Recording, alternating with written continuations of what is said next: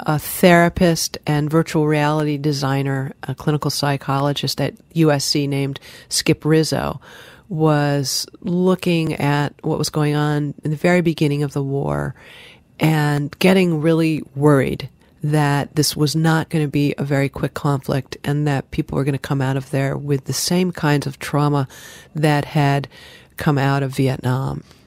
They had developed originally as a training tool for the military something that became a video game called Full Spectrum Warrior. So Skip Rizzo was looking at Full Spectrum Warrior, the game, and he said, oh my goodness, we'll just take this and we'll retool it and we'll make it into a virtual reality therapy program for soldiers coming back from Iraq.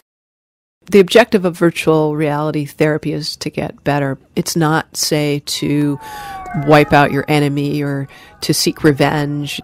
It's not a game. And the soldier, the patient, isn't in control. All the variables are controlled by the therapist. You stand on a platform which has a base shaker underneath it. And when the therapist sets off an explosion, you're standing there and it comes right up through your body from your feet and your whole body shakes. And then you've got a set of goggles over your eyes. Everything else is blocked out. As you turn your head, your orientation changes exactly as it would if you were walking down the street or as if you were turning your head. And then you have a pair of earphones on as well. So you're hearing it, you're feeling it, you're seeing it. The other thing that the therapist can do is introduce smells. So one of the common smells was diesel fuel, and the therapist can put all of that in the room with you. Before they ever get to the machinery, the therapist asks the soldier to tell his or her story over and over and over again in order to get the details. And because of that, the therapist is able to program in that story. Driving along on a highway in a Humvee.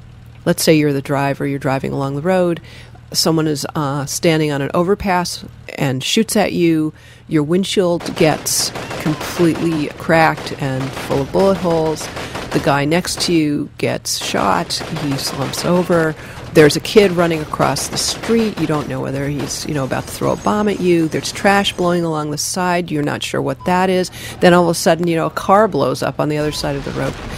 It's very intense, and on some level it's realistic, on another level it's cartoonish, but the feeling is real.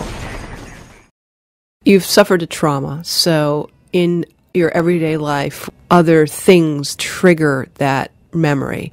It might be someone putting their hand in their pocket, because someone putting their hand in their pocket could be going to get a gun, or it could be large crowds that would trigger a memory because you're worried that someone's going to come out from that large crowd and do something pretty awful. And so it makes it really hard to live your life because you're always edgy and jumpy. Some people have insomnia. They're extremely depressed. A lot of people medicate themselves by drinking, by taking drugs, and basically checking out.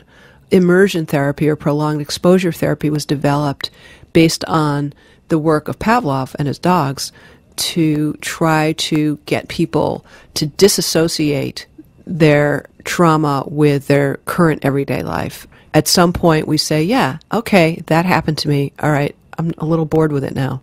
It doesn't mean that you've forgotten that this awful thing has happened to you, but it means that you can live with it. Some people have come at it and said, well, wait a minute, you're asking someone to relive their trauma not just once or twice, but over and over and over again. That's horrible. How could you do that to them? And the therapists who do it say, look, it's a little bit like pulling the bandage off really fast. It hurts, and then it's over.